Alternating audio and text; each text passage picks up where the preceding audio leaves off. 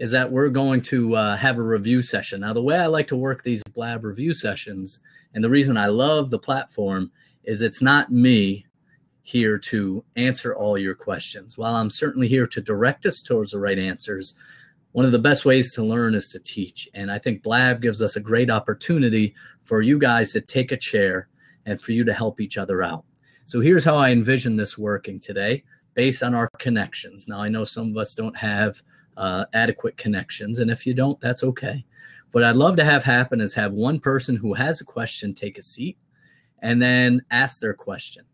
Then I would like two people to take a seat and to answer those questions, with me filling in gaps or trying to pull out some answers, redirecting us down the right road. And so that's what I envision today to be. If it was just me as a talking head, there's other platforms like Periscope that would work well. But again, the beauty of this platform is it's group chats. We have a chance to create a learning community. And I really think that'll benefit us in the long run on our exam this week. So is everyone okay with that? Does everyone understand the rules? Just give me a yes on the side. All right. Now, a few things. When you ask a question, it's /Q and then type your question. And when you do that, of course, I can't. There's Emily's example. Emily's going to get in the front of the line here. So she typed in a Q / I believe, and then she space, and then she asked her questions. That'll highlight the questions for us, and that'll really draw our eyes here. So Emily, let's see if you could take a seat.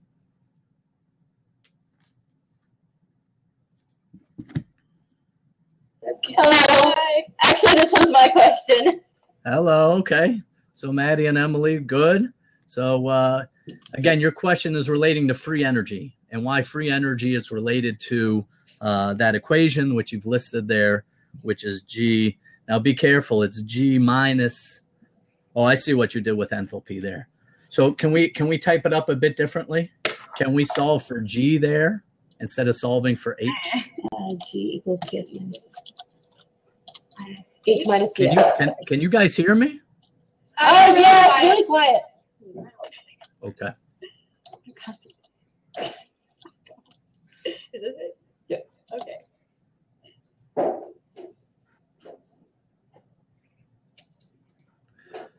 There. All right. All right. All right, Mayor. So why don't you just take it down a notch? All right. Everyone's doing their best with microphone levels here. And so what I would like to do, I'm just kidding. So what I'd like to do is let's have someone take a seat who's brave here. And based on your performance today, I will give some extra credit points based on your help that you provide for me today. And you can't get points if you don't try. And you can't lose points if you try. So there's really a no harm, no foul here. So who wants to take a seat and help me walk through free energy? Does anybody, now don't leave me hanging. You're going to make me look silly today. So don't sit on the sideline. So you can't, are you guys still having trouble? Is that better? Emily, is that better? Can you hear me better? It's not really better, sorry. Okay. Sean. All right, so we have some issues. So Gabby's having trouble with the video. We'll just listen hard. Okay, Mayor, have a seat for me. Okay, Barb. All right, let's see how Mayor comes in here for me. And the reason I started 15 minutes early is to work out the kinks here. And so we were slated to go on at 5. I figured we need 15 minutes to get everybody up to speed since this would be popular today. All right, so Mayor's on a dial-up modem, I think.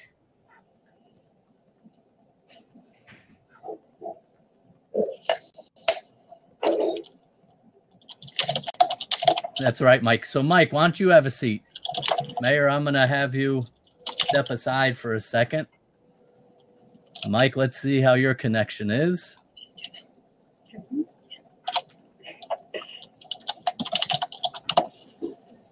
Hey, Mike. Hello. There you are. Now, I can't hear you whatsoever. I don't know if your microphone is on. Can you hear me now? All right. So now I'm having problems with my audio. What a disastrous.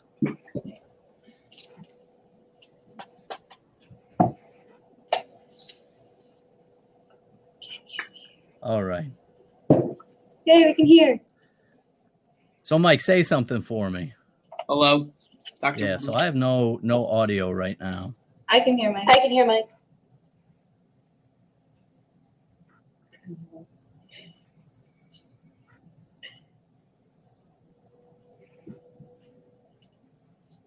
All right, let me do this. So try saying something now for me. Hello, Dr. Weber. So this right now is what they would say is a train wreck, because I don't hear anybody right now. Let me go playback devices. Did you guys hear that dinging? Yeah. See, so that's coming out of my speakers, but then when you guys speak, I cannot hear you at all.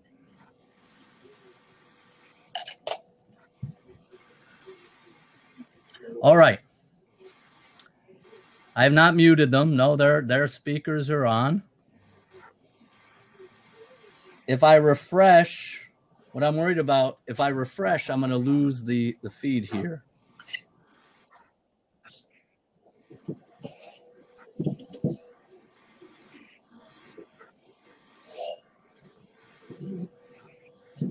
Hello, everybody? Hello. Hello. All right. So I hear you out of my main speakers. Now, are you guys getting a lot of feedback? Not really. Is that okay? Mm-hmm. All right, we'll do that for now. I'll take off the headset. I would like to wear my headset, but that's clearly not going to work. All right, Mike, and I can hear you, right? Yes, I believe so. All right, now we're ready to go. All right, so now question number 1, which is a difficult question, actually, as to a free energy. So let's define some of those terms that were stated before. Right, so could you retype the equation for us, ladies, because that's a little bit ago. Solving for G or H? Solving for G here. We only solve for G in biology. The main part of the question is why are T and S multiplied?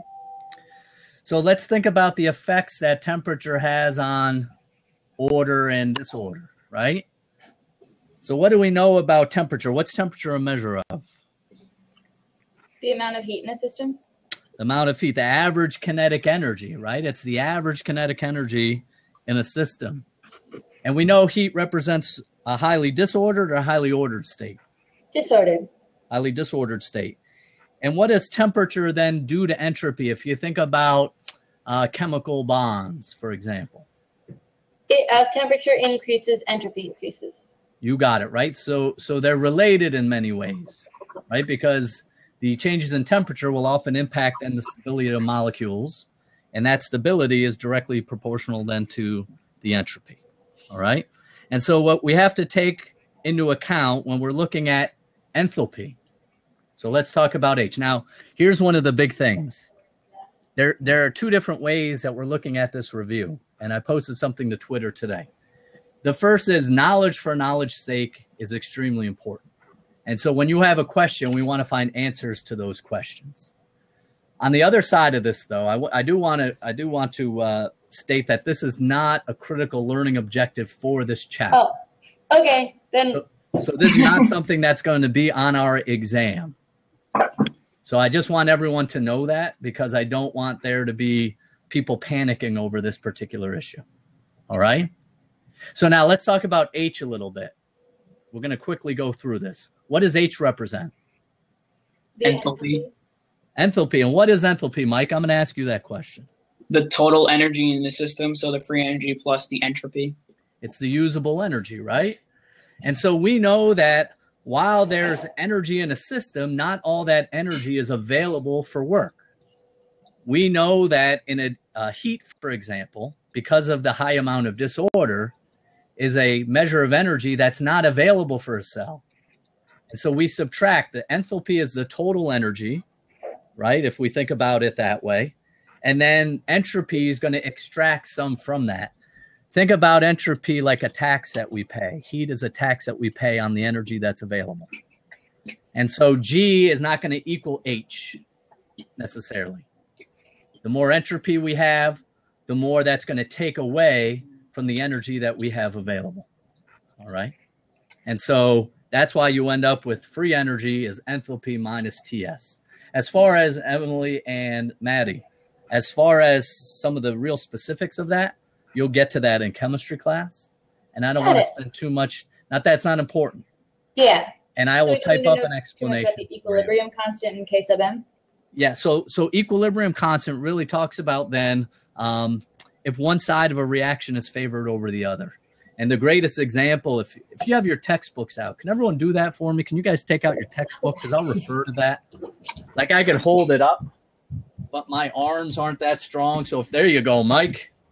So if everybody can get their textbooks out, we'll talk about equilibrium constants. Hey, I'm catching up to Dr. Weber and whatever those high five things are. Nice. I'll give you a couple. You can pass me here. There you go, Mike. And we got to give some for asking. All right. So now, can everyone turn to page 121 for me?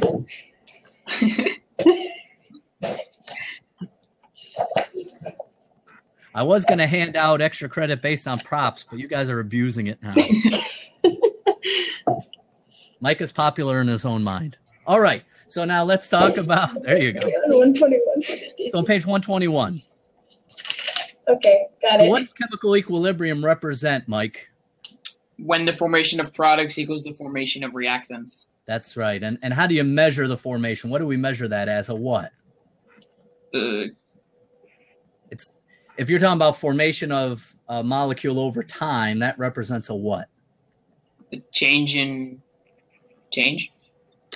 A rate is what we're looking at, right? A change in some value over time is a rate, right? So we're looking at a rate of the forward formation is equal to the rate of the backward. And so when we start talking about equilibrium constants, again, not a learning objective that's going to be on our exam, but what it demonstrates to us is when we think about the cellular conditions that we have. So we're talking about neutral pH, right? We're talking about a pH of 7. We're talking about temperatures that are relatively constant. And so when we look at equilibrium constants under physiological conditions, what we're really looking at are, in the case of the ATP example, if one side of a reaction is really favored over another. Because what you have, if you look at the equilibrium constant here on page 121, and that's what I'm looking at with you, we have products, the formation of products, over the concentration of reactants. And so as it talks about the KEQ for ATP hydrolysis being 1.65 million molar, what that means for us is that ADP and phosphate is the predominant species in that reaction. And so really what that tells us is that's a steeply exergonic reaction with products being favored. On the flip side, what that also tells us, if you want to reverse that reaction, that's relatively unfavorable. That's an endergonic reaction, and we're going to have to put in energy in order to overcome that equilibrium constant. So a nice way to think about equilibrium constants, it tells us which side of the reaction is favored. It also gives us an idea of where the energy is going to go. If a reaction is strongly favored to one side, it's spontaneous, it's exergonic. If it's unfavored the other way, then what you have is the opposite. You need energy. That's an endergonic reaction.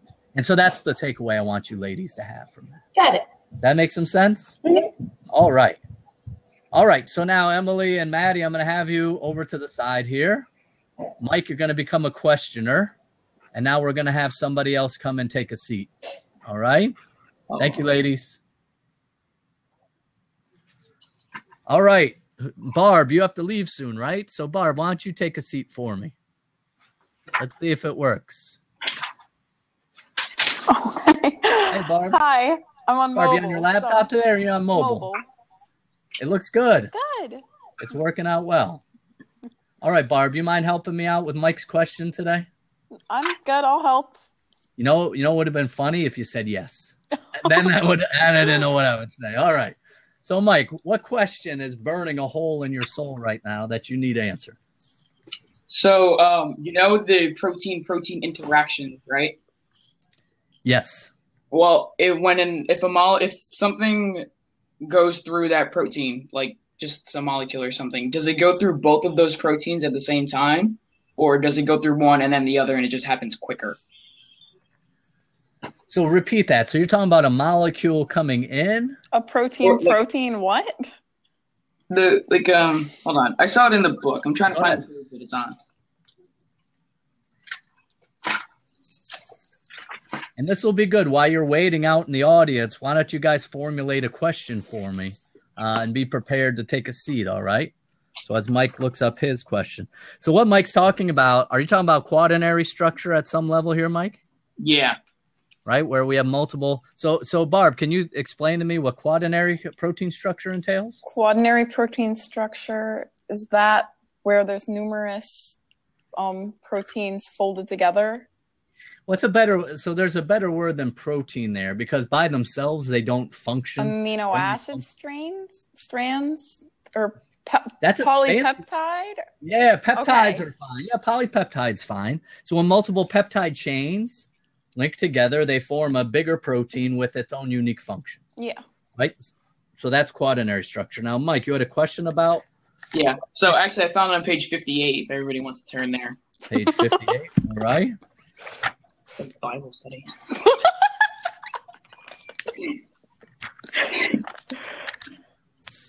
All right, Mike. So read for us a sentence that you're referring to. Okay. I found it. The surface. Oh wait, no. Hold on. As discussed throughout Unit 2 and other parts of the textbook, many cellular processes involve steps in which two or more different proteins interact with each other. For this to occur, one protein must recognize and bind to the surface of the other, and then it just goes on to explain what that is. But my question is, if something is if those two proteins combine to make a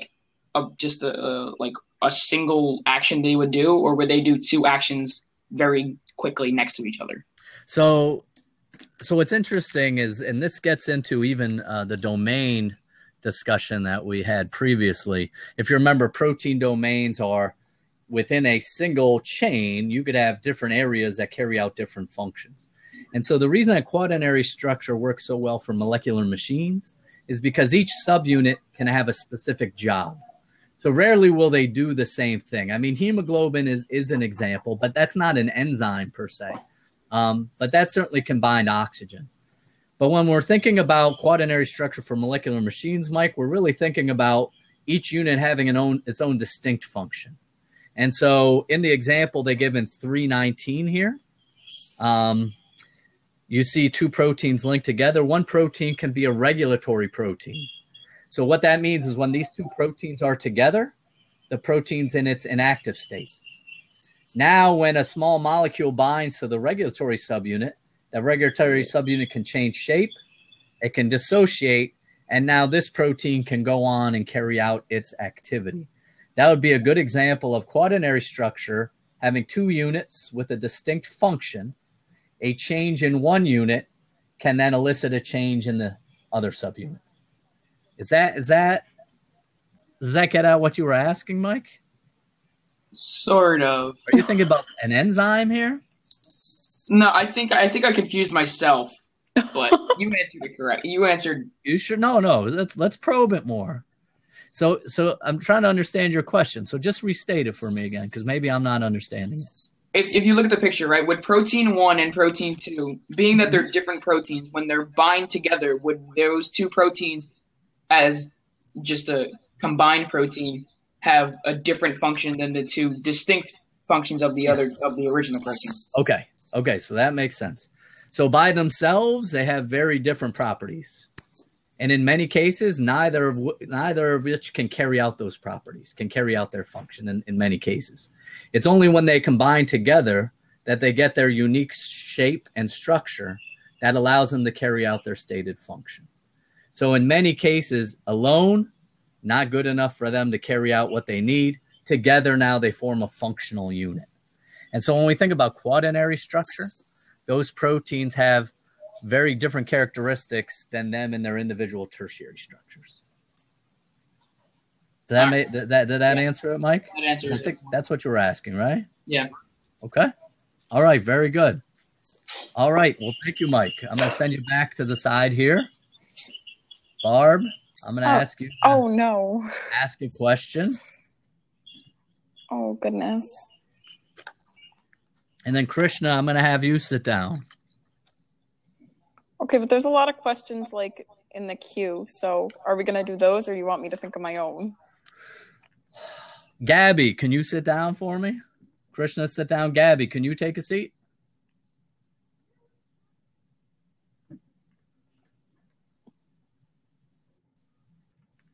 So I'm going to try, Emily, to have each person ask a question first before we start to double up, okay? Because I want to give everyone a chance. Krishna, thank you for having a seat.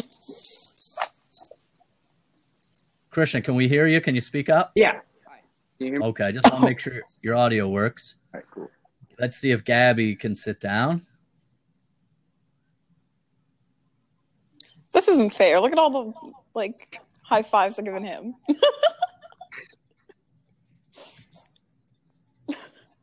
There we go. Mary, you're the best, bro. Thank you, Chloe. All right. So I don't think Gabby can sit down. So we're going to tackle her question as a group here. All right, Krishna and Barb? Sure. Barb, I gave you an easy quaternary structure question, so I still want you to sit in with us. All right? Yeah, that was too easy. Oh, boy. So we have Vmax and Km.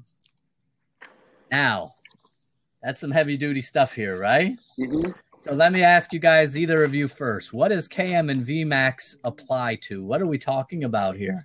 Enzymes. I know Vmax is talking about the velocity and stuff about the enzyme.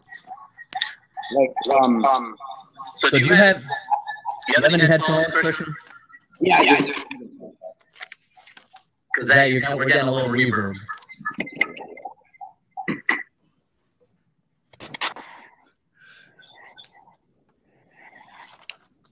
All right, try it now. Oh, we lost. Oh, Barb, you may be reverberating here. Oh, I just took my headphones out because I thought they were garbage, but I'll put them back in. Yeah, please. Thank you, Sha. Is this better? Let's hear you. How about now? Yes, no reverb.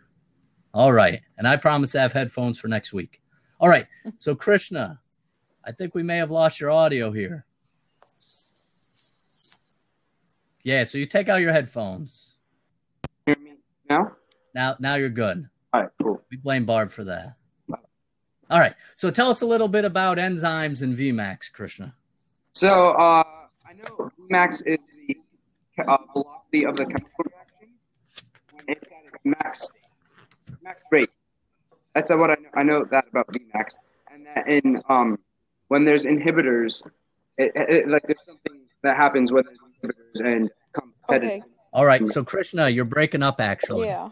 Our connection, I don't think, is good enough. It's not it's not? me. Try. Let's speak a little bit more. Can you hear me now? I just connected to my other network. Okay, yeah, try it now. Let's see. All right. Can you hear me? It's better, yeah. That's better. All right, cool. So what I know about Vmax is that it's the velocity of the chemical reaction when it's at its max rate, and something with inhibitors and competitive and non-competitive inhibitors affects it. Let's not get into inhibitors right now, Krishna. Okay. All right, so Barb, I'm going to ask you this because Okay. Krishna's still breaking up a little bit. So remember we talked about chemical reactions representing a rate of reaction? Mhm.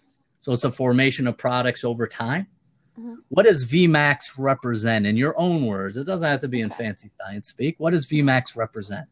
So I'd say Vmax represents the fastest that an enzyme can act on its substrates. You got it, right? And so when we measure that, I'm going to hold up. I'm referring to this figure right here. When you graph enzyme activity, what you're graphing is a concentration of substrate there, right? Can everyone see the concentration of substrate on the x-axis? And so then the y-axis, we're looking at the formation of products over time. And so as Barb said, we're talking about the rate, the maximum rate at which enzymes can function. And so we're going to reach a point, if you think about it like this, we're going to reach a point where if you keep adding substrates, you can't move any faster because there's only so many active sites that are available for the enzyme to function.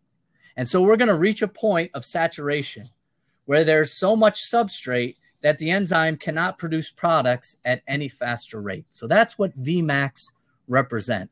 It's the concentration of substrates where we can no longer move any faster. The enzyme's working at maximum efficiency. All right?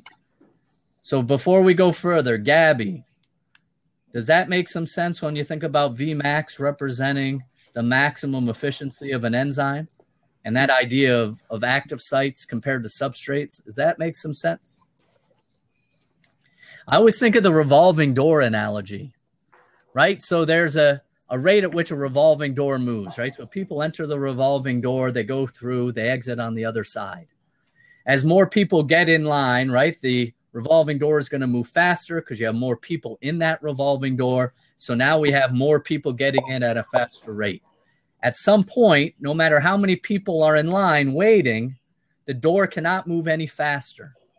You cannot get people in any faster than you are because it's working at its maximum efficiency. That's Vmax. No matter how much substrate we have, the enzymes aren't going to move any faster because every active site is occupied at that substrate concentration. Okay. So Gabby, that's okay? Okay. So now let's talk about Km for a second. And Krishna, we're going to give you one more chance to see if your audio works. If not, I'm going to send you back. What does Km then represent? Km represents the value at which half of the Vmax is reached. So it's 1/2 Vmax. Yeah. Right? So put that into terms with substrate in it. Can you describe then what that represents from a substrate standpoint? So like half of the max amount of substrates it can hold. So it's the concentration of substrate, which allows the enzyme to reach Vmax. not Vmax. A half Vmax. Half Vmax. So think about it like 50% of the active sites are occupied at this substrate concentration. All right? So now why is that important? Why would we care about Km values? Well, Km values in some ways a measure of the affinity a substrate has for the active site. What I mean by that is if we have 3 Km values. Now I'm going to try something out here. I'm going to write something on a tablet and then show it to everybody. We did this last week. I hope it works again this week. So I have 3 substrates. I have substrate A, substrate B, substrate C. One has a Km of 1 micromolar. One has a Km of 10 micromolar. Another one has a Km of 50 micromolar. Okay? So those are my Kms for 3 different substrates. If I were to ask you, Barb or Krishna, which has greater specificity for the enzyme in question, A, B, or C, what would you say? A. So if I were to ask you which substrate here, substrate A, substrate B, substrate C, which one has a greater affinity for the enzyme, what would be the correct answer here? So a low Km would be a high affinity.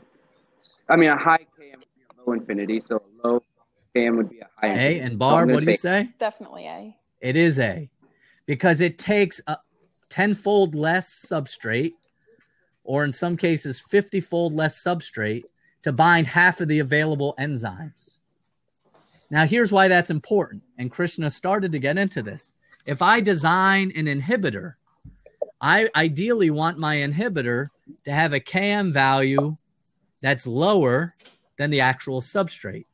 That way, when they're competing for the active site, the inhibitor is going to preferentially bind the active site better than with the actual substrate.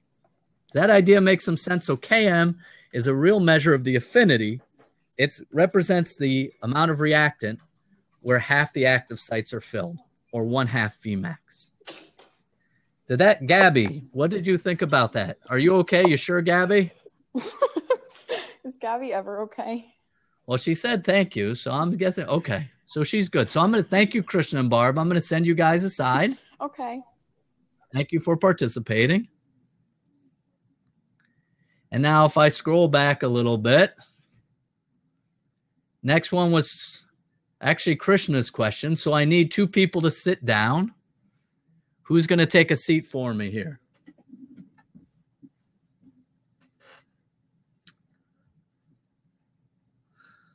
Sravanti, why don't you try to take a seat for me?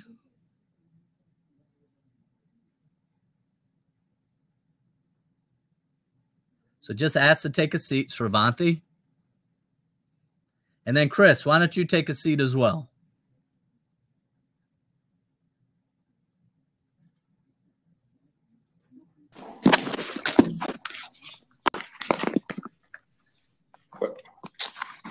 Hey, Chris. Hello. So you on your iPad right now? Yeah. And you having any problems today, or are you good? No, I'm good. You're good? You don't mind sitting down here, do you? No, I'm fine.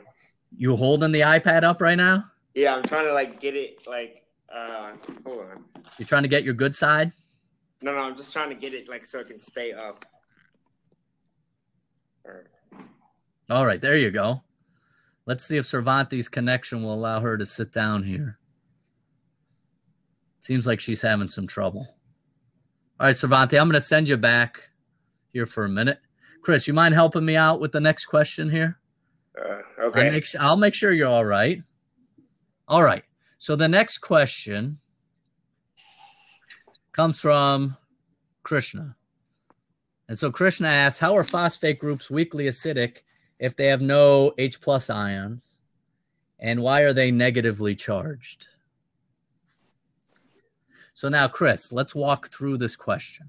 All right. And I know you'll arrive at the answer. So here's the first part of it, Chris. Can you define what an acid is? An acid is a substance that donates H+ ions. That donates. Now, let me ask you, Chris, why does it leave as an H+? Why isn't it just leaving as a hydrogen atom? Because usually the electron from hydrogen stays with oxygen, so hydrogen becomes a positive ion. So whatever's donating, now you said oxygen, which is correct for most cases, but not always, but for the most part, oxygen keeps the electrons and tells hydrogen to get lost, right? And so when hydrogen leaves, it's going to leave as a cation, right? A proton, if you will. So now let's think about his question here, Krishna's question. First, he asks, how are phosphate groups weakly acidic if they have no H+?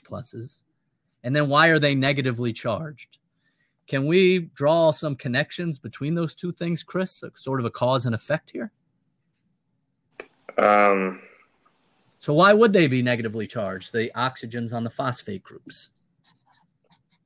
Well, because they would have more electrons than it originally has. So could you repeat the question again? Right. So here's a phosphate group, right? Yeah. PO4 2-, right? And so I asked you, why are they negatively charged? And you told me because they have more electrons. They've acquired 2 electrons here, correct? Yes. So how did they acquire those electrons? They got it from hydrogen. And what did they do to hydrogen when they took them? They expelled them out. They sent them out in what form? When hydrogens leave, if I take the electrons from hydrogen and they leave, in what forms are the hydrogens leaving? Oh, yeah, they're ions. Hydrogen. Ions. They're H+. So why don't they have any H+ ions in the pictures? Because they've donated them, right? Yeah. They've donated the hydrogens. The phosphate groups have donated them. And all that's left behind from those hydrogens are the negative charges. So the negative charges are an indication that it's an acid and that those hydrogens have been donated to solution. Does that make sense? Chris, you got it right. You walked us through that. Does that make some sense? Yeah, that makes sense. Krishna, can you give me a yes or no, or can you do a follow-up here?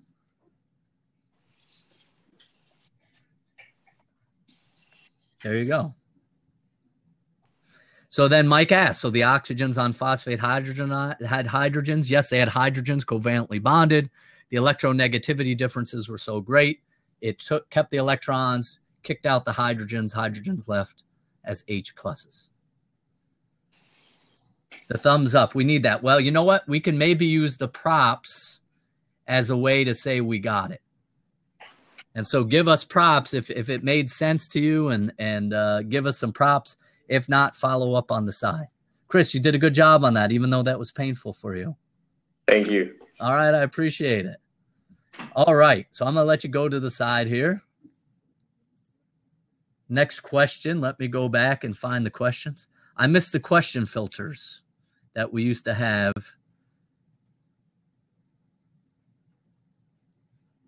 Here on the side. All right. So let's see. I'm scrolling back here.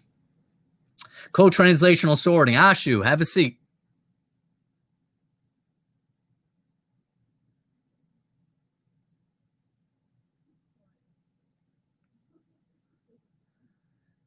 So Ashu, can you have a seat for me?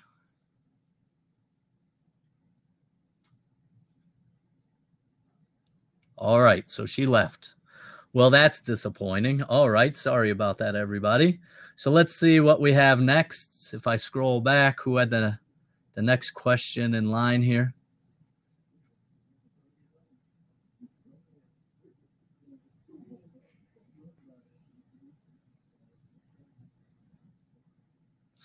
All right, let's answer her question anyway. So who wants to take a seat, actually?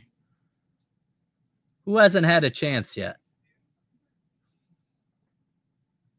Chloe, why don't you take a seat with me here? Thank you, Chloe. You can see my sweatshirt. All right, Chloe, how are you today? Good. So you don't want to be on camera today, I take it? Well, if my laptop doesn't fit since I have it propped up, so you can't see both me and, let's see. That's okay. It's okay. We could hear you. That's the most important thing.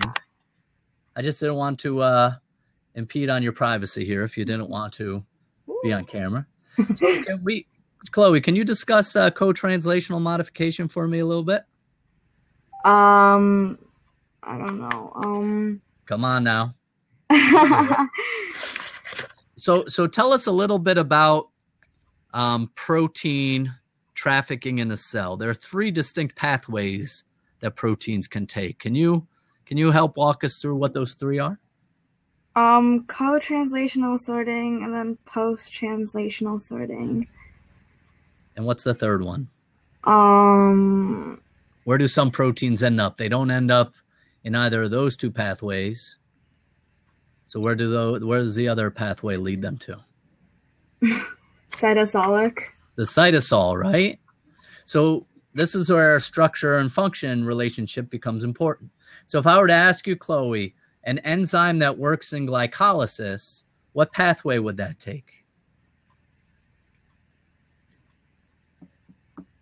Where does glycolysis occur in a eukaryotic cell? The matrix of, the cytoplasm? The cytoplasm, that's absolutely it, right? So hexokinase or phosphofructokinase, those enzymes of glycolysis are going to follow that very distinct cytosolic pathway. What about enzymes of the citric acid cycle, Chloe? Where do they function? In the mitochondria? The mitochondria. So what pathway, assuming they're nuclear proteins, they're nuclear genes, what pathway are they going to take? The post-translational. Post-translational. So now let's focus on the co-translational sorting. Can you give me examples of proteins that are produced through co-translational sorting? Ribosomes? Not ribosomes. Not ribosomes. Ribosomes are produced actually in the nucleus, so they're post-translationally directed. Oh my gosh. Can you give me any other examples? I don't know. How about proteins that are secreted from the cell? Right? Or proteins that are meant for the plasma membrane? Or proteins meant for organelles like the smooth ER or the lysosome? They all go through the co-translational pathway. So that's a very important point. Before you can learn the steps, we have to know what proteins are going to travel from one spot to the next. All right?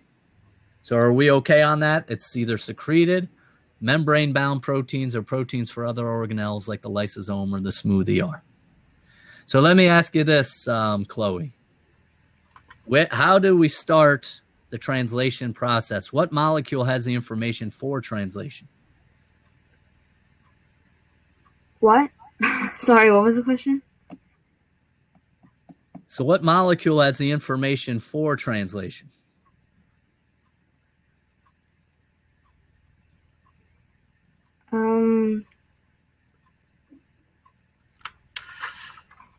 Wait, is that, are you asking for like the one that's like what is like translated from, or what does the translating? I'm asking which molecule contains the information that directs protein synthesis? mRNA? mRNA, correct. And so what are the names of the cellular particles which allow for translation to initiate?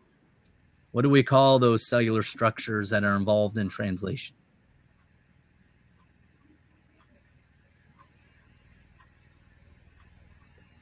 In what? Translation. Am I breaking up? You can't hear my volume? Some of it is. I think it might be my connection, but yeah. So the question is, what cellular structures carry out translation? SRP? Not SRP. SRP is not in charge of translating messenger RNA. Chris, you're correct, right? Ribosomes do.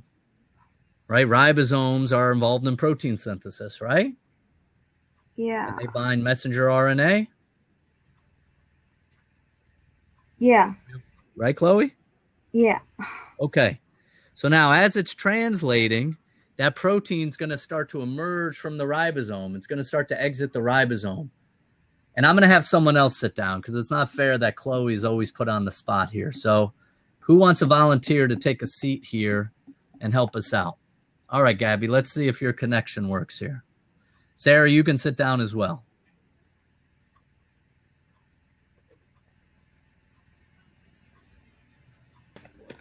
All right, thank you, Sarah. Thank you, Gabby.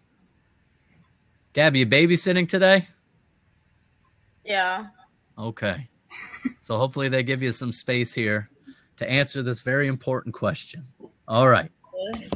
So Gabby, so we have so far what we've talked about is the mRNA gets bound by ribosomes, right? And ribosomes begin to translate, and out of the ribosome emerges part of the protein chain.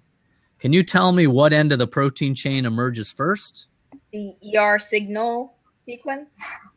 Where is that located, though? What end of the protein is the ER signal sequence located? N-terminus. The N-terminus, right? Does that represent the first amino acid in the chain or the last amino acid in the chain? Last amino acid. Not the last. Oh, it's the first one? No, the N-terminus is at the first, right? So when you look at the first amino acid, here, I'll draw it up real quick. What I have circled here is the first amino acid in the chain. The amino group is sticking out. Here's the central carbon with the R group. Here's the carbonyl. Here's the peptide bond right here. And so the N-terminus is left available at the first amino acid in the chain. Now, you described, in some cases, there's a what kind of sequence in the N-terminus? ER signal sequence. ER signal sequence. Now, Sarah, I'm going to ask you this question. What kind of amino acids do we find in the ER signal sequence? Hydrophobic. Hydrophobic amino acids, absolutely. And so when you start to look at the amino acid sequences, you'll find a wide range of hydrophobic amino acids within the first 40 or so of the peptide chain. Now, that's not energetically favorable, right? So you have this ribosome, you have a protein chain sticking out into the cytoplasm, and so that sends a signal. Now, who accepts the signal? Who can recognize the ER signal sequence? What protein is in charge of that? Either Sarah, Gabby, or Chloe? SRP. SRP, right? Signal recognition particle. The name is pretty descriptive here. And so what happens is what? SRP binds to that signal sequence, correct? Right. Now, why is that an important step in co-translational sorting? Who wants to take that one? Go ahead, Gabby. Because it brings it to the membrane of the rough ER. Brings it to the membrane of the rough ER. Perfect. So the rough ER has receptors that accept SRP. Now, along with SRP, the mRNA travels, as well as the ribosome travels. So now, what's the next step? So SRP docks to the rough ER. Now what happens? Who wants to take that one? Chloe, you want to take that one? Can you repeat the question? So SRP arrives at the rough ER membrane. What now happens? It's pauses translation. Translation is paused, right? Now we arrive at the rough ER. Now what happens? It binds to the ER membrane. Correct. And once it binds, then what happens? I don't know. Is it like released and then? What has to happen? So didn't you tell me translation was paused? Yeah. So now it gets to the rough ER. What are you going to want to do if you're the cell? Am I going to stay paused forever?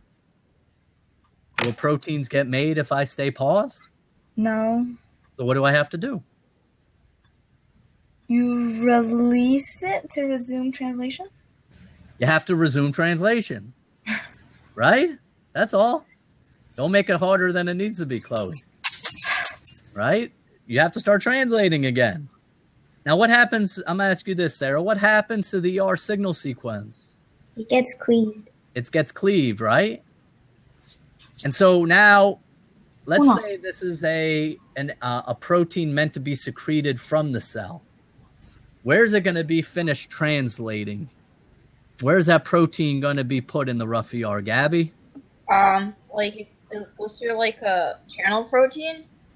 No, this is a protein that's meant to be secreted. So it exits the cell. I'm sorry. Anybody know? Can you repeat the question? So if this is a protein meant to be secreted, where in the rough ER would it be inserted? Would it be inserted in the rough ER membrane or in the lumen of the rough ER? Lumen. It's going to be in the lumen, right? The lumen represents the space inside any compartment. Now that's going to be important, the fact that it's in the lumen. What if it's meant for the membrane? Where's that protein going to be inserted?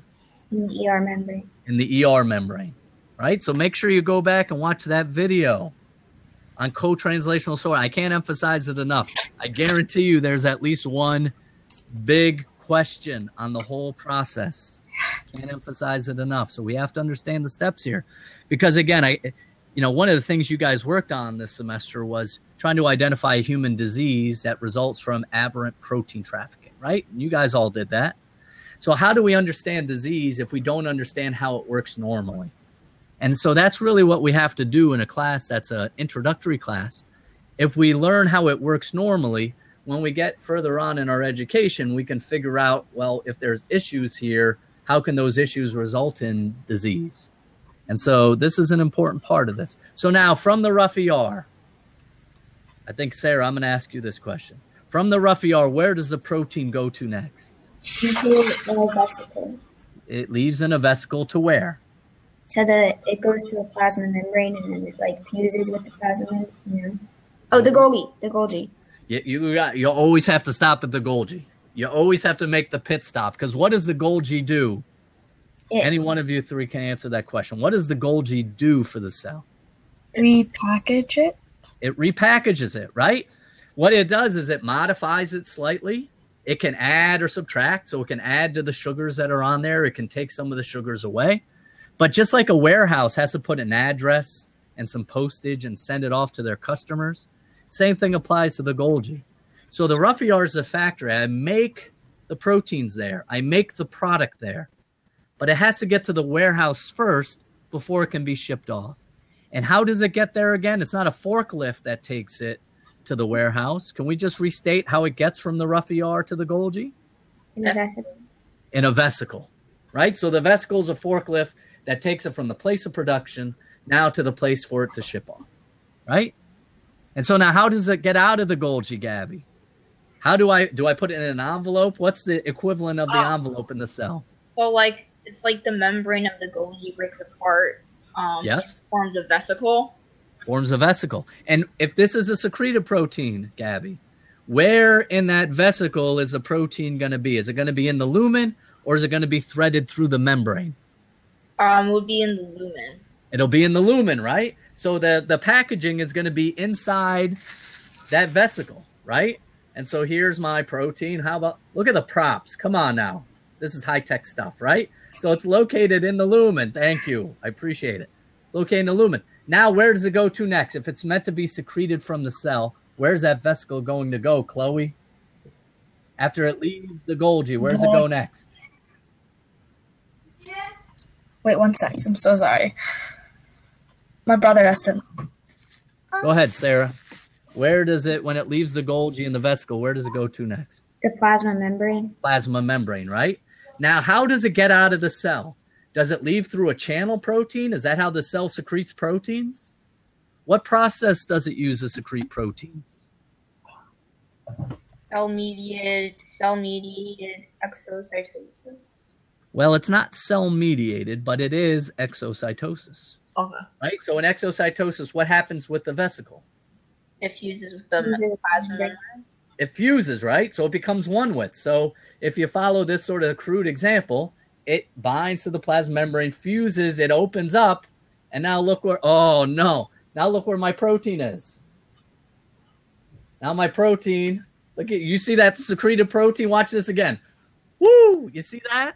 So that's the protein. Once it fuses, exocytosis releases all the proteins out into the extracellular environment.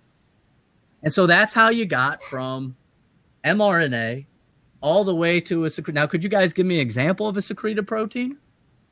Or steroids. Ooh. So I like the fact that steroids are secreted from a cell, and I don't disagree with that, like hormones.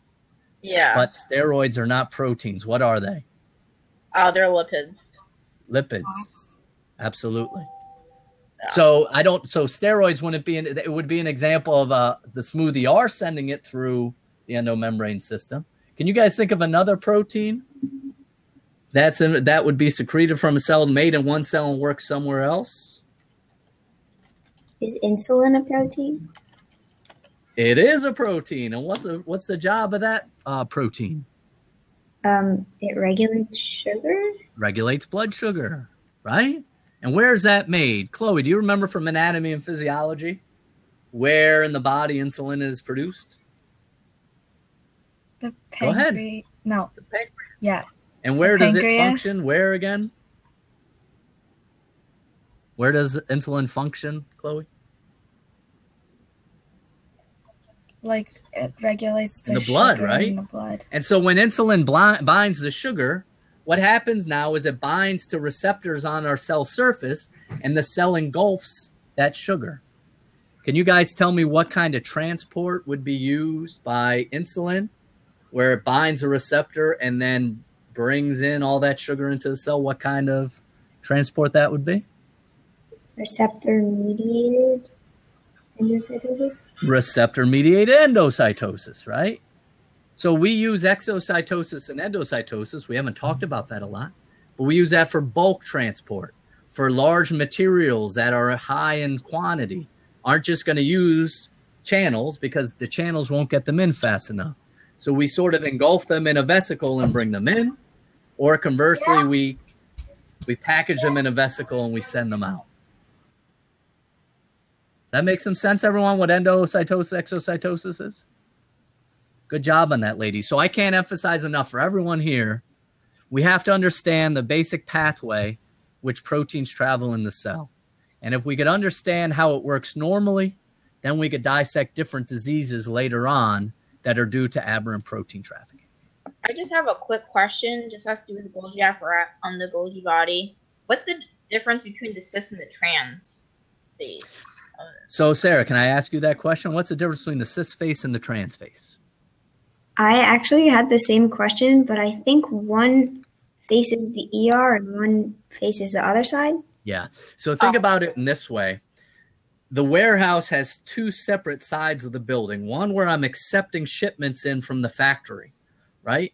And then there's one where I'm sending these shipments out. The cis face represents where I'm receiving vesicles from the rough ER. The trans face is where I'm sending the packages out to their final destination. And so that's how you could distinguish between the two. Cis accept, trans export.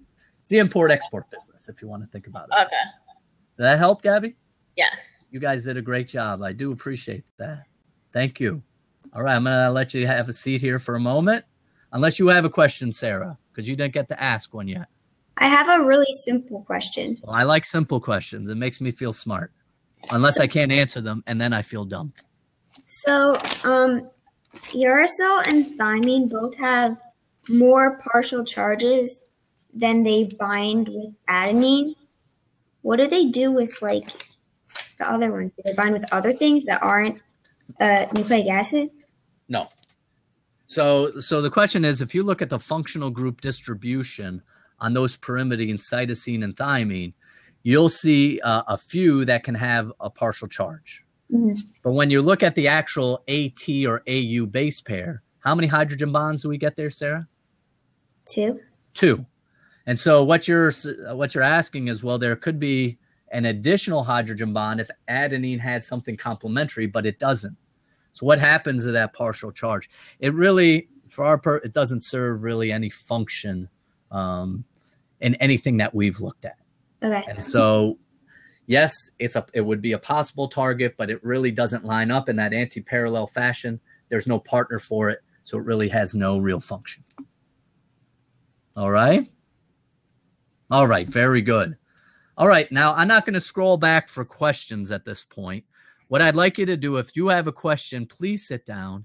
If you can't sit down, then you could type it out now. But I want to give everyone a chance here. I know we still have quite a few people.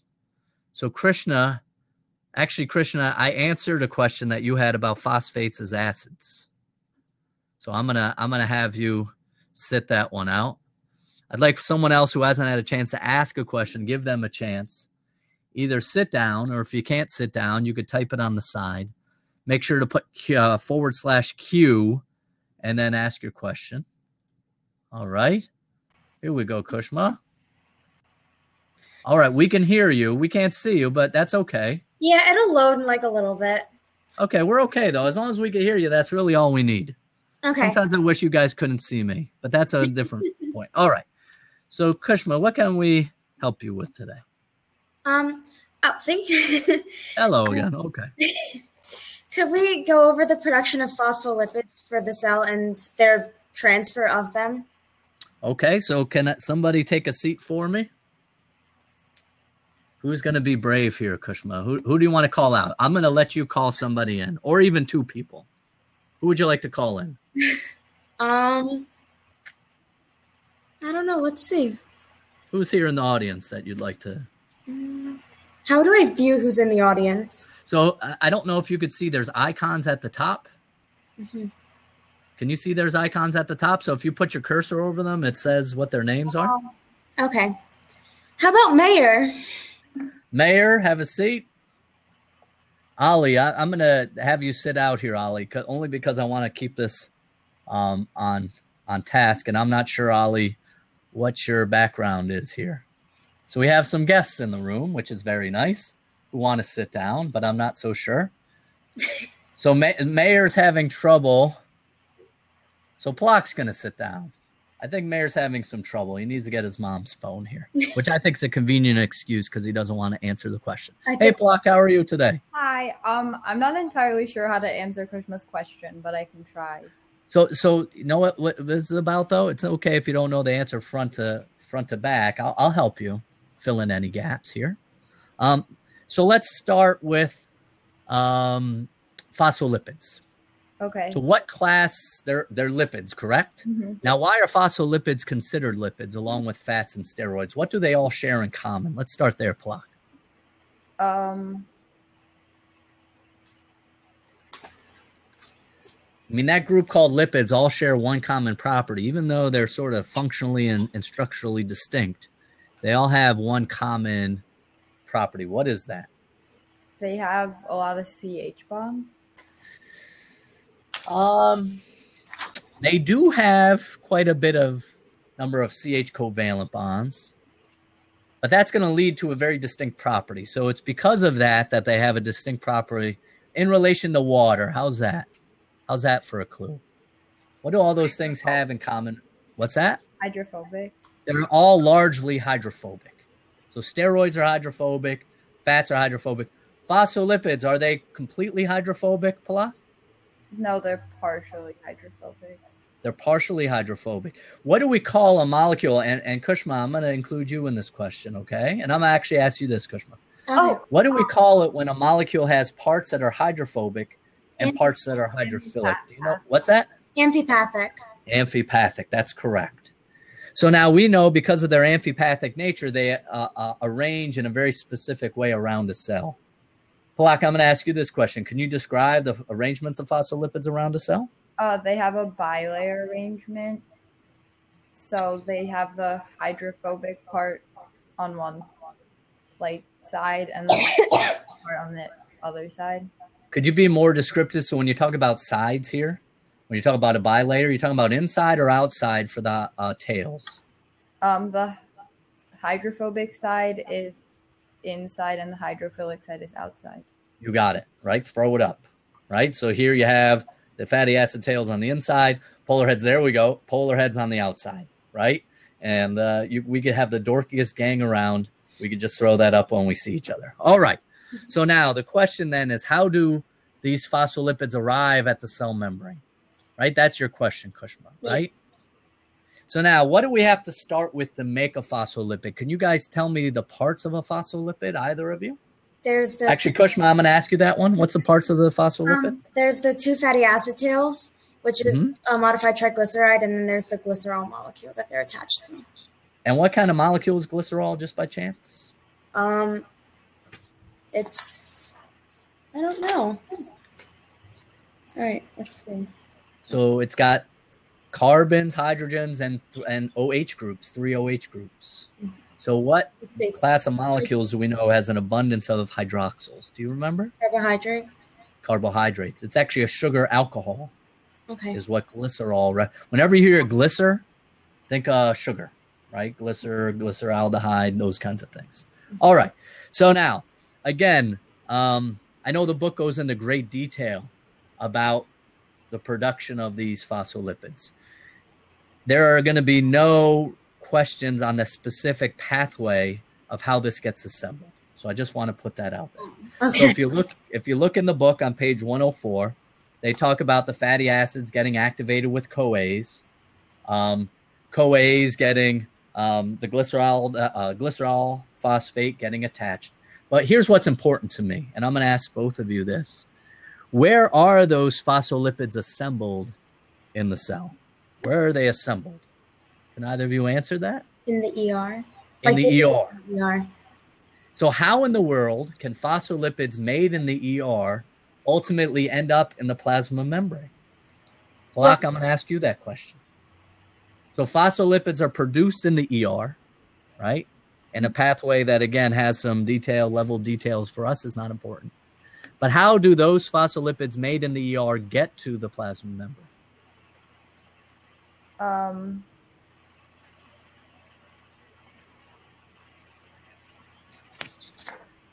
Have we seen any examples of phospholipids going from the rough ER outward? And how those phospholipids are carried? Yeah. Kushma, do you remember either of you, Palak or Kushma? Aren't they transported via the endomembrane system? Absolutely. Through vesicles. In vesicles, right? Because that's what vesicles are. So remember, when proteins get made in the rough ER, well, I shouldn't say that. It's the phospholipids of the ER that break off. And so what that protein does is it causes part of that rough ER to form around it. That vesicle leaves. That vesicle fuses with the what? Can anyone help me out with that, Palak or Kushma? The vesicle that leaves the rough ER fuses with the Plasma membrane. Not the plasma membrane. The ER membrane? Not the ER. It's leaving the ER. How about the Golgi? The Golgi. The Golgi. Forgot about the Golgi. Don't vesicles travel from the ER to the Golgi? Yeah. And don't vesicles then ultimately at the trans end break off in a vesicle as well? Mm-hmm. Where did the phospholipids come from for the Golgi? They came from the ER. See, these things are dynamic. One of the things I really want you to take away is membranes are constantly being broken down and rebuilt, right? So when vesicles form, the membrane is getting broken down. But yet now here comes more phospholipids to replace it in the rough ER. The trans face of the Golgi being broken down, right? Vesicles leave the trans face. Well, how do I replace it? Because the cis face is accepting more vesicles, right? Mm-hmm. Even the plasma membrane, think about it. What kind of transport causes the plasma membrane to break down? What kind of transport removes phospholipids from the membrane? Can either of you? Endocytosis. Endocytosis, right? So how do I replace what's been lost? What process would replace those phospholipids?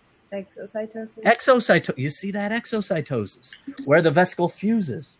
So the vesicles, we always think of vesicles as being protein traffickers, but indirectly, we never think about it. They're also phospholipid traffickers as well, because the phospholipids originate in the rough ER and then end up in other parts of the cell. That makes some sense, everybody? Yeah. Black and Kushma did a very nice job on that. Do we need to go into detail about how the CoA is removed and all that stuff, or no? Because that's sort of... As far as phospholipid biosynthesis? Mm-hmm. No. Okay. Don't worry. So figure 5.7, everybody, listen to this. Figure 5.7, I'm not going to ask you to dissect that pathway or talk to me about phosphatases and acetyltransferases. Yeah, that was my question. The important part to me is the movement of vesicles from the ER is how phospholipids then ultimately are used to build up other membranes in the cell. So understand, membranes are dynamic. Membranes can be broken down through the process of, in the case of the membrane, plasma membrane endocytosis, it can also be built up as well. All right? All right. So one of the big things is use those lectures. I don't think we talked a lot in those TED Ed lectures about figure 5.7. I don't think. I could be wrong, but I don't think I went into great detail on that. And so that's a pretty good indication that I'm probably not going to expect you to know every detail of that path. Okay. Now listen, figures 5.8 and 5.9 we should know, which are right under that, which are how you get transport proteins, and glycosylation is part of that. All right. So Kushma, I'm going to have you stay here. Okay. Palak, it's your turn to ask a question, because I don't think I've answered a question from you yet, have I? No.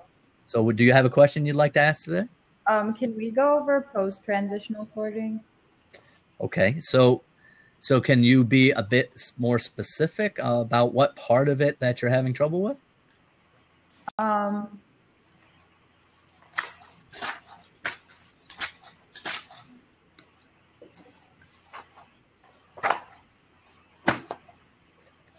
we talk about what parts of the cell are involved? So everyone turn to page 428 for me. It's on page 90 of your textbook.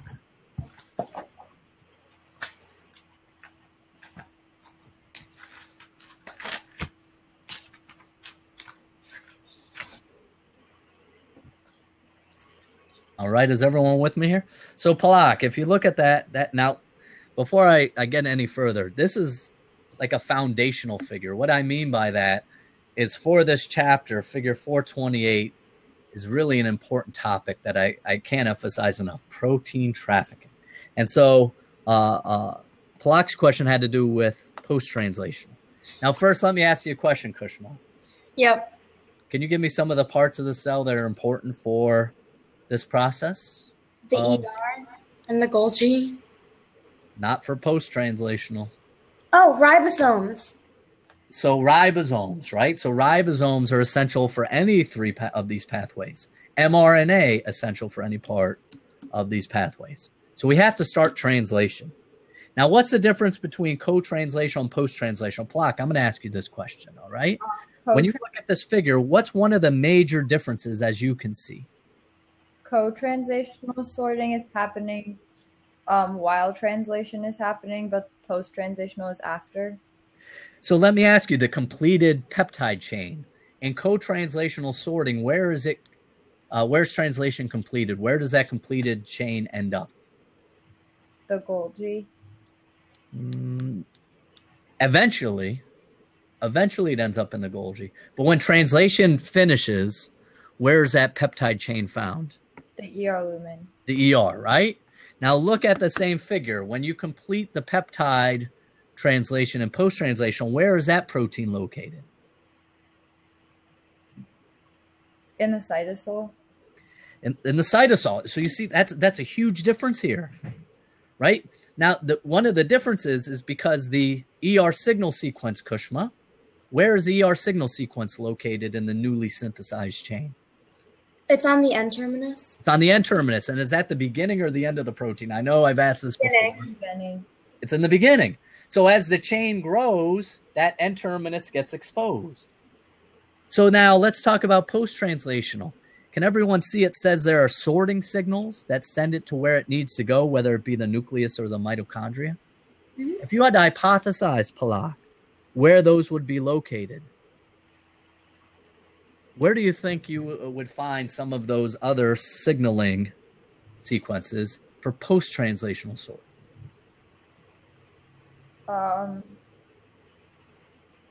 In the cytosol?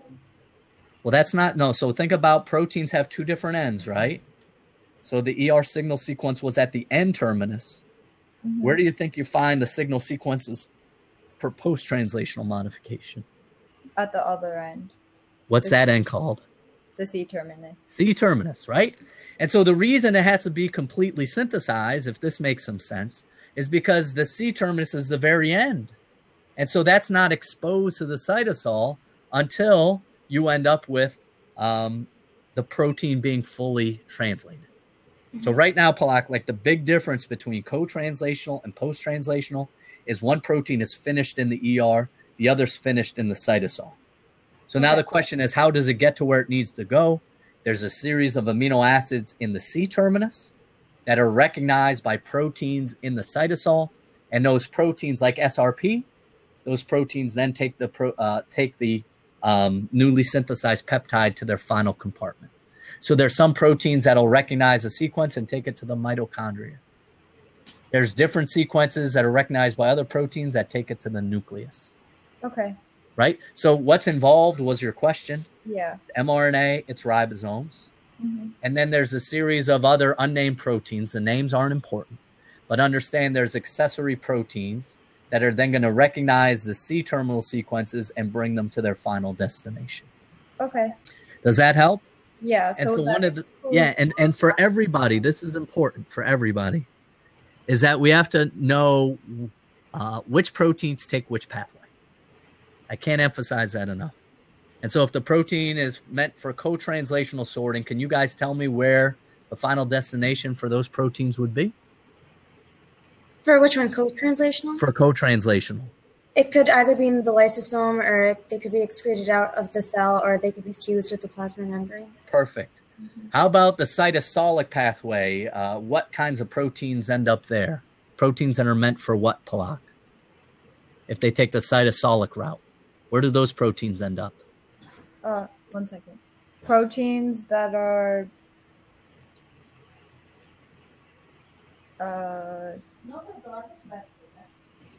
like proteins. Go ahead. The proteins used in glycolysis. Yeah, because where do they function? Those proteins, in what compartment? The cytoplasm. That's it, right? So the cytoplasmic route are for proteins meant for the cytoplasm. Now here's the third level, post-translational. Learn the different compartments, right? The nucleus, the mitochondria, the chloroplast, the peroxisome. Go ahead. Good, peroxisomes, chloroplast, mitochondria, and nucleus. You got it. So proteins meant for those compartments take the post-translational route. So if I give you a description of what a protein does and where it works, you should be able to tell me what pathway it takes. Does that make some sense? Yeah. And would you be comfortable doing that, guys, now that we've talked about it a little bit? You look at that figure. Palak and Kushma, are you guys good with that? Yeah, but in general, do the proteins produced by co-translational sorting, are they typically hormones that are released, or they could be just a variety? They don't have to be hormones, but certainly hormones we know can work at a distance. So peptide hormones are an example. But even, I'm going to give away part of the test, so I don't want to speak anymore. Neurotransmitters would be another example, right? Neurotransmitters can be proteins. I can't hear you. You're breaking up. Oh, I'm sorry. Neurotransmitters would be another example of something that's secreted from a cell and then travels somewhere else. Okay. Any other questions? Palak, did I answer your question on post-translational? Yeah. Are you okay with that? Neurotransmitters would be the cytosolic route. Co-translational. Co-translational. Okay. Yeah, because they have to leave the cell. Okay. So we can often have things leave by exocytosis. So here's what I'm thinking about. Yeah, so a lot of hormones are lipids, but they're also peptide hormones. There's two classes of hormones. So Krishna asks, aren't hormones lipids? Certainly some are, but not all. But when I think about secretion from a cell, we're thinking about exocytosis, right? And so neurotransmitters leave via exocytosis. And so if they're lipids, they would leave via exocytosis, just like proteins would. Any other questions that you guys have on that? Just want to clarify, the post-translational sorting proteins that are produced, they're the ones that are delivered to other organelles within the cell, right? Well, only specific organelles. Now, if it's meant for the rough ER, if the protein functions in the rough ER, it's actually going to stay in the rough ER. There's something called an ER retention signal, which are a series of amino acids that tell the ER these are meant to stay here. We're not shipping them anywhere. And so those that are meant for the rough ER actually never leave the rough ER. So they don't go to the Golgi ever to get modified or packaged? For many of the proteins in the rough ER are retained in the rough ER upon their production. Okay. How do we know at the end of post-translational sorting which organelle it goes to out of the 4? Well, you would have to be told what the protein does, right? Okay. So if I say this is an enzyme that works in the mitochondria to do X, then you know where it ends up. Mm-hmm. So the function would tell you then what it does or where it ends up. Yeah. Does that make some sense? Yeah. So if I said it's a protein that controls the export of mRNA from the nucleus, then you know it's a nuclear protein. Mm-hmm. All right? Would there be any case where the proteins are transported to any of the other organelles besides those that are listed on the side, like nucleus, mitochondria, peroxisome, chloroplast? So if it's there's not many other organelles left, right? So we talked about the rough ER as it being retained there. If it's meant for the Golgi, it gets there from the rough ER. The smooth ER, you can go through the Golgi, and the Golgi would take it back to the smooth ER. That's the only one I can think of that's left. It would be co-translational. Okay. For the smooth ER. All right. All right? Okay. Thank you. All right. So thank you. You guys, I'll have you take a seat on the side. Sort of rapid fire here. Chris just asked a question. Are chaperones in the cytosol? Absolutely. Chaperones are proteins produced by the cell that exist in the cytosol. They're looking for signal sequences that can take things to the mitochondria. They're looking for unfolded proteins so they can help fold them. But yes, cytosol is a location for those chaperones. All right, so who's next? Who wants to sit down and ask another question? We have about 15 minutes left. I promised my son I'd go get him WWE 2K16, which came out today for the PlayStation 4. So I only have 15 minutes left. He doesn't know that I'll be playing it tonight. Yeah, come have a seat. Just ask for a seat. Go ahead. Go ahead, Robert. There we go. Chris, have a seat. This is good. Can we have one more sit down if you haven't had a chance to sit down? Now, Robert, it's you have a bad internet signal. So just try to say something, Robert. See if we can hear you.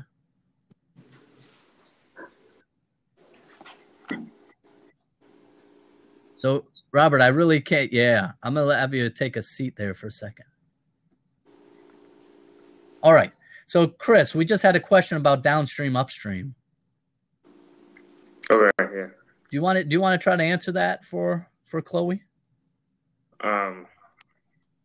Okay, I'm just gonna look. Well, isn't downstream basically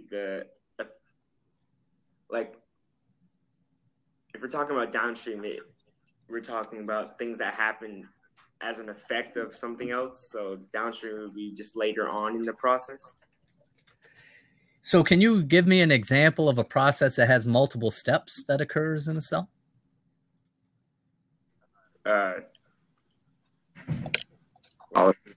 What's that? I mean, yeah, glycolysis. I just didn't hear you. Glycolysis. Yeah, so metabolism as a general rule, right? Metabolism are a series of chemical reactions that occur in some sequential order.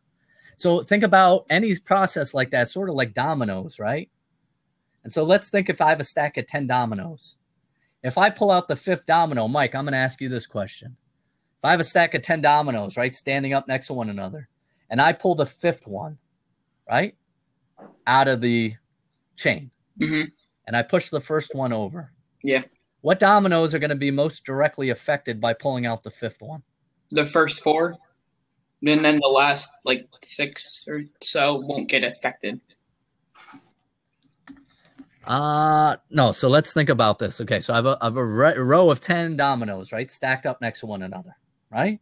I just pulled the sixth one out. So I pull that straight out of the chain, put it in my pocket, right? I push over the first one. Will the second one fall? Yeah. Will the third one fall? Yeah. So which is going to be most affected if I pull the sixth domino out? The fifth one? Wait, no, the 7 through 10. 7 through 10, right? Yeah. Because once the fifth falls, there's no sixth domino to continue the chain of events. Would you agree? Yeah. So the effect on 7 through 10 would be considered an upstream or downstream effect? Downstream. Downstream, because it happened after the event, right? So, Chris, then what would I consider 1 through 6? What would that be considered or 1 through 5? What that could be compared to domino 6? That would be considered what? Upstream. Upstream, right? Now, in the case of those dominoes, pulling out the 6 has no upstream effects. Would you guys agree?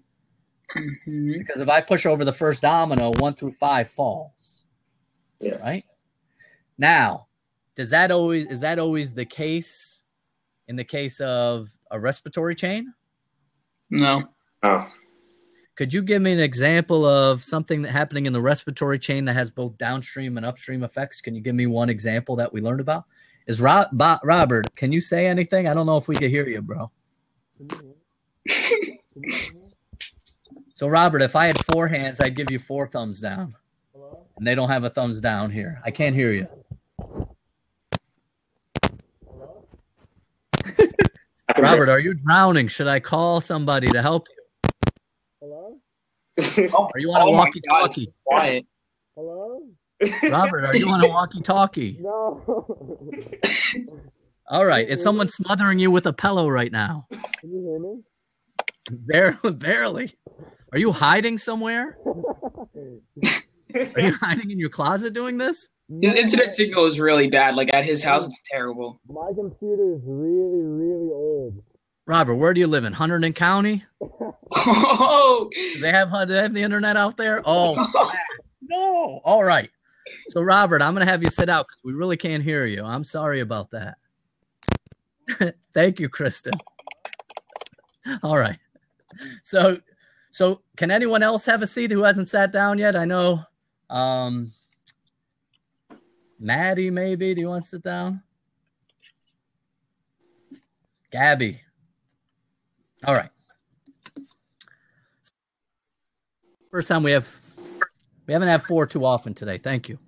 So can you guys give me an example of something that happens in the respiratory chain that has both downstream and upstream effects? Can you give me a specific example? Wait, for both upstream and downstream? Well, something that would happen, because in the example I gave of the dominoes, really there was only a downstream effect. Would you agree? Nothing really impacted anything that happened before that? All right. Could Well, you give me an example of a specific error in the respiratory chain that would have both upstream and downstream effects? Oh, the ETC. yeah, Sure. a lack of if you had no oxygen. Okay, so let's take that. All right. So, Mike, I'm going to have you take the downstream effects. No oxygen. Go. So if you had no oxygen as the final electron acceptor, then it wouldn't be able to pull all the energy from the NADH and the FADH2, and then no ATP would be created. Whoa. You missed a huge step, Mike. Like a huge step. So you're saying no electrons flowing through, no ATP. Oh, no hydrogens would be pushed out. What's a better word than push? No hydrogen ions would be, well, no hydrogen ion gradient would be created. Correct, because no H pluses are getting, not pushed. I don't like the word push. What's a better word, Gabby? Diffused. Pumped. Pumped. Don't say diffuse now. Pumped, right? Because what kind of transport is required to take H pluses? Chris, I'm going to ask you this. What kind of transport to take H pluses from the matrix out to the intramembrane space? Active transport. Active transport. And what do I need for active transport? An input of what? Energy. Energy. And where's the energy coming from for this? NADH and FADH2. Oxidation. Oxidation, Gabby. So this is a good example, and I'm not picking on you, Mike. But this is a good example. We have to be very precise with our language. So when I say where the energy comes from, if you just say NADH, that's not enough. It's the oxidation of NADH and subsequent proteins in the electron transport chain.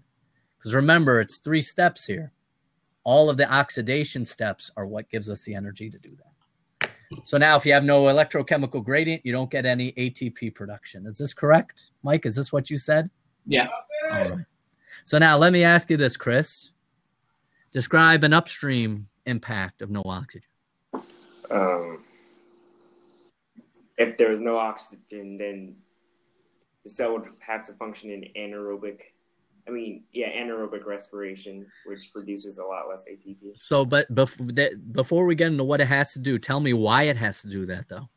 What are the upstream effects that result in it having to carry out anaerobic respiration or fermentation? Let's trace it back now. How far back? Can I help? Oh, Gabby, can you start this off?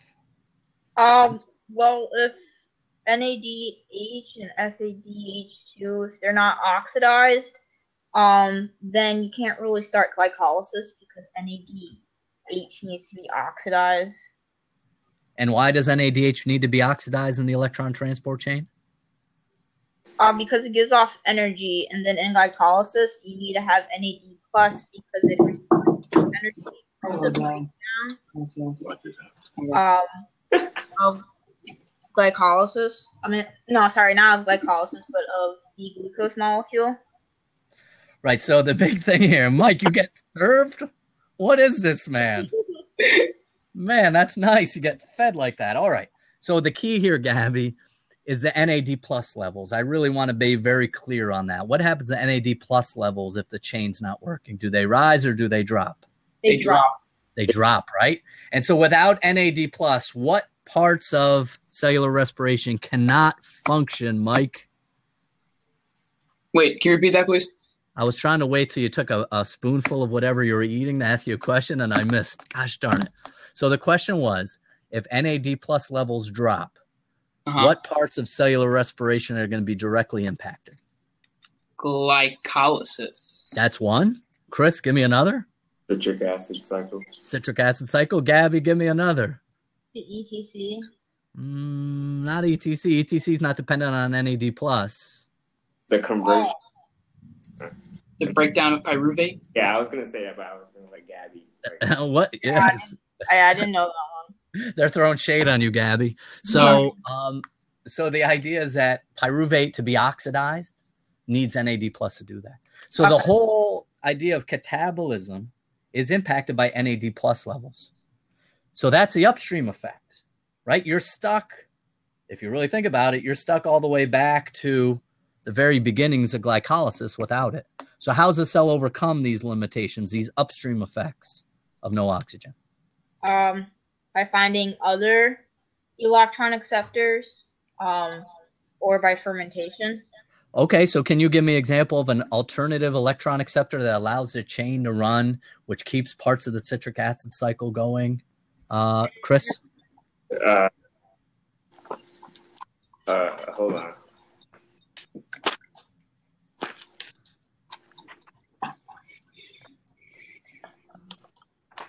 All right, Gabby, you could take it. I know you said something. Sorry, NO3. Chris. NO3, right? Nitrate. NO3. Right? Sulfate. But all of those represent alternatives to oxygen. They like electrons, but they use alternative electron chains. So is the ATP yield as good without oxygen, Mike? Can you repeat that, please? Is he? I was reading the chat. I was trying to see if there was another question that Or you're trying to figure out when Chris Warren's High School Musical 4 come out. That's what I want to know. I don't even know who that guy is. So, Mike, you got fans, Chris. Just accept it. So, apparently Mike, I stole his Jordans as well. So, Mike, the question was, is the ATP yield as great without oxygen using these alternative electron acceptors? No, it's nowhere near as good. The answer is no, it's not as good. Now, what if I don't have an anaerobic respiratory chain? What if I don't have an ETC that can function without oxygen, Chris? What's another alternative under anaerobic conditions to still continue to get ATP? Fermentation. Fermentation. And what acts as the electron acceptor in fermentation?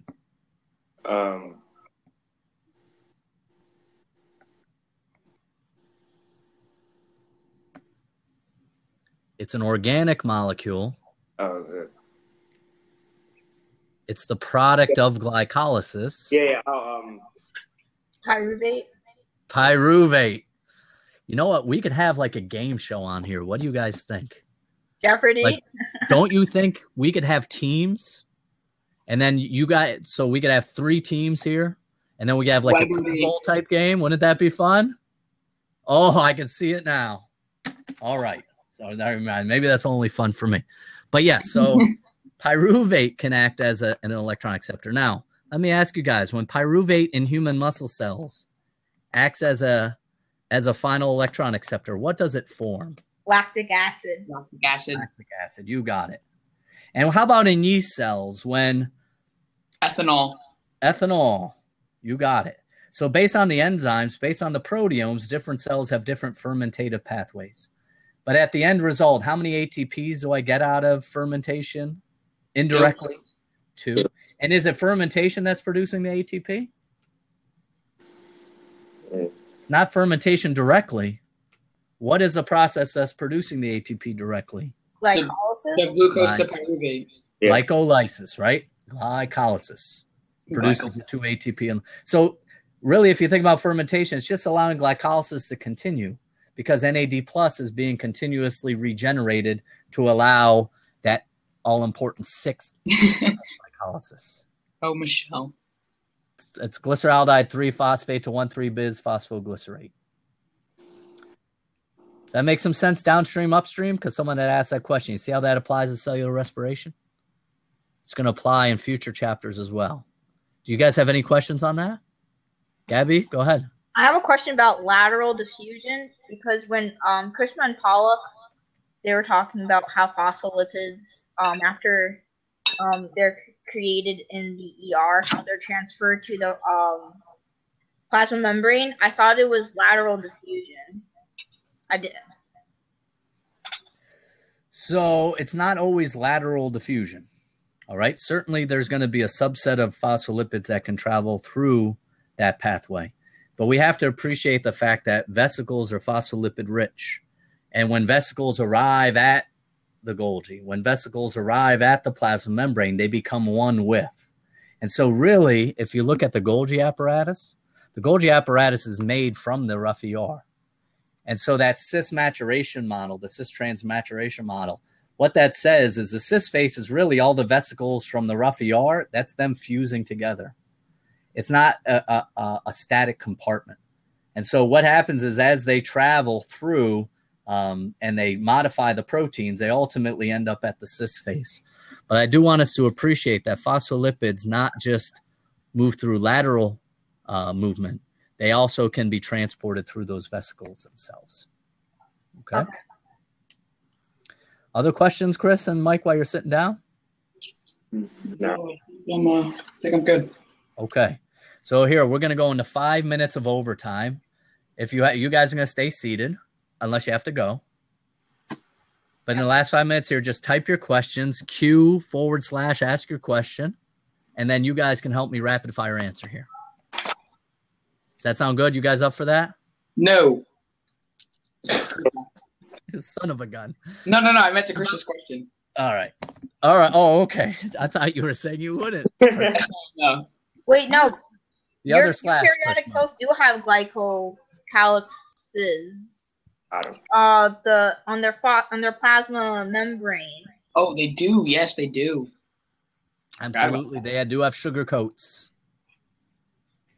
So I guess it's / whatever you guys think. Yes. Thank you, Chloe. With no space. Thank you. All right. So next one. pH of solution affects protein structure. Who wants to take that one? Not me, no. Go ahead, Gabby. I think it affects protein structure because of the bonds, because when the pH increases or decreases, it affects the peptide bonds. Peptide bonds. Remember, when the peptide bonds are hydrolyzed, the protein no longer exists. What we're really focusing on is denaturation here. So what kind of bonds are most susceptible to changes in pH? Any of you guys know? I gotta go. Go ahead. Oh, go ahead. Go ahead, Mike. Ionic. Yeah, Kushma got it. Those electrostatic interactions, which require a positive and negative charge to interact. So if I'm increasing H pluses in solution, now what I'm doing is I'm coating those the anions. I'm coating those with H pluses, and no longer can they participate in those electrostatic interactions. And so when I can't make those electrostatic interactions, now the protein is loosely folded. That's the definition of denaturation. Okay, we got that? All right, next question here. Free radicals. Where did we talk about free radicals? Is that in the chapter somewhere? It's like a very, it's only there, for a little bit. It's when they talk about PET scans and how you could, put fluorine in for glucose, that special type of glucose, and you can see it, emitting. Yeah, so free radicals are atoms that are incompletely reduced. So they, superoxide we gave an example of in metabolism. And so these free radicals that carry around the extra charge can be damaging to your DNA and your proteins. And so that's really important. They can often be oxidants. And so that's where they're important. All right. So again, can I just emphasize something before we go forward? If it mentions it in one sentence and we've never had it on a rat and we've never had it on a quiz and we haven't had it in a TED Talk, I'm not going to ask you about it. All right. So I know we get worried. We have to learn every detail. Don't do that now. Look at the learning objectives as a guiding force. Look back at those quizzes. Watch those videos on the quiz answer keys, or look at the rats. But it's impossible to learn every bit of detail in these chapters. It really is. So I'm going to focus on things that we've discussed, things that are in a recorded lecture, things that I've asked about. All right. And I hope that helps you a little bit with your studying. All right. So can you change the proteome of the cell to change its function? Artificially or naturally? Either. I mean, I don't think you could do it naturally. I don't think naturally it occurs because the cell has a certain, it has the genes that it's going to use to make whatever proteins it's going to use. But I mean, you could probably science it. Yeah, what outside research on that? I don't know. Oh.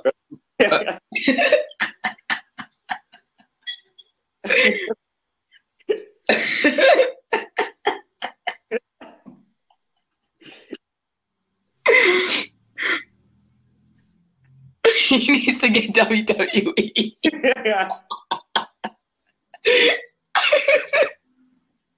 All right, next question. We got this, mate. We got this, Chris.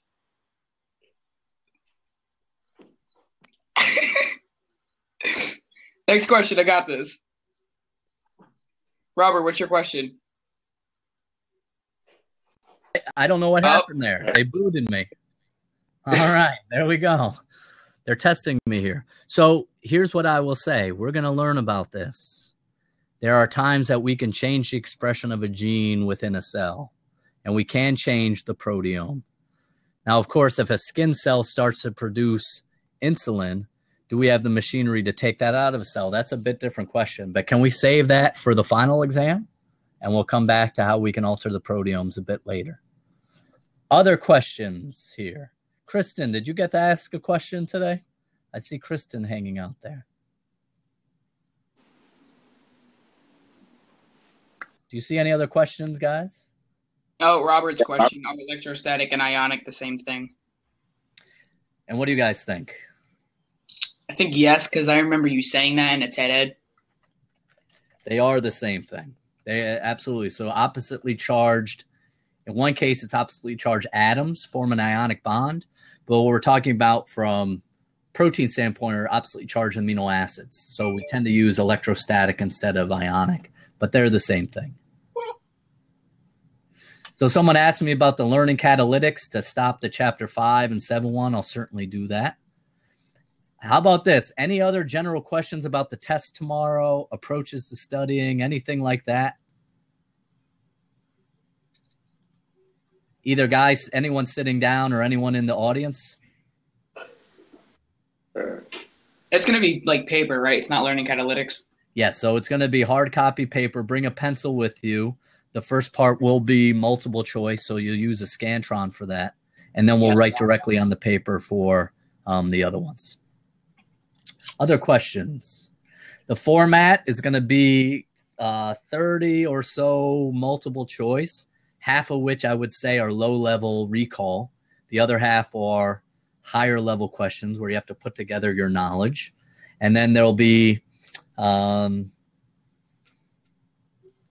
identification. So I'll give you some pictures, and you'll have to identify what's in the pictures. So use some of the worksheets that I handed out this semester for you to practice. And then some short answer questions, including an extra credit question, by the way.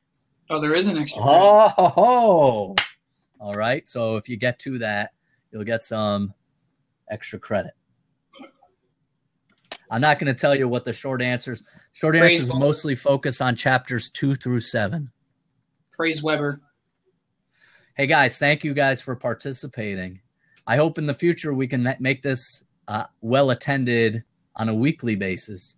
And maybe if we do it right, we can make a game. I know I was joking before, but maybe we can make it into a game and give you guys some extra credit and learn along the way. Does that sound good, guys? Yeah. Oh, I think Robert has another question. Will we need to know a lot about functional groups? I'm going to say yeah. Absolutely. Remember I gave you a whole worksheet on functional groups? Do you guys recall this? Yeah. Some of you? Yeah. So I would definitely go back, make sure you know how to identify carbonyls and carboxyl groups, because really that's the basis for a lot of what we're learning about. So make sure you study that for sure. I believe so. All right. So here's what I do have to go. Thank you all for everybody for coming.